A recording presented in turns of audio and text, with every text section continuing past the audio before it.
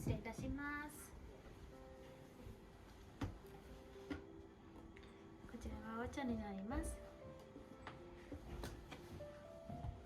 簡単に料理の説明させていきます。こちらはタイでございます。おろしポン酢がございますので、それと一緒に召し上がりください。黄色いお皿の方は赤貝とホタテでございます。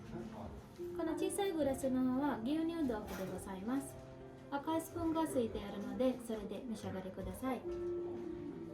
しのぎの方はマグロの箱寿司でございます。お鍋の方は上筋鶏の味噌炊きのお鍋でございます。こちらは香味タレになりますので、それと一緒に召し上がりください。当番の方はサーモンの味噌当番焼きでございます。当番の方はご飯食べるときに火入れます。この後は薄いもの、煮物、ステーキ、ご飯と最後はデザートも順番に参りますので、ゆっくり召し上がりください。失礼いたします。すみません。こちらは熟成肉のステーキになります。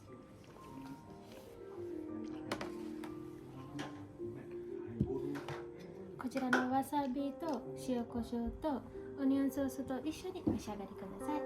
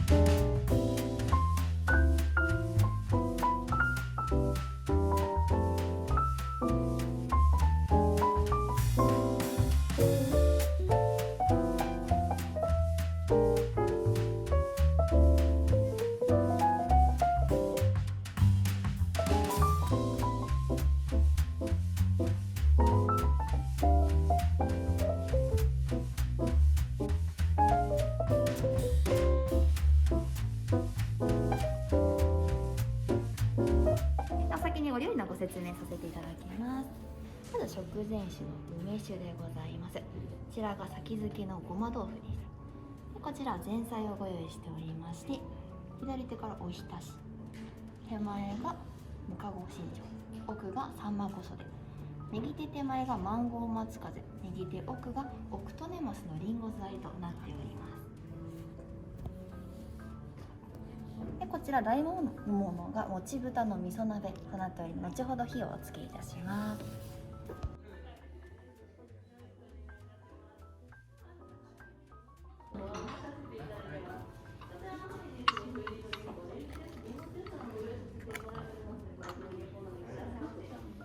こちら黒の器がお吸い物となっております。彩り新庄松茸のお吸い物でございます。右手お作りでございますが、左手前からマグロ、赤エビ、一番右手がタイとなっておりますのでお願いいたします。この網の下に石灰が入っておりまして、しそ風味のお水を入れして今温めます。はい、お水と石灰が反応して熱が発生する仕組みになっております。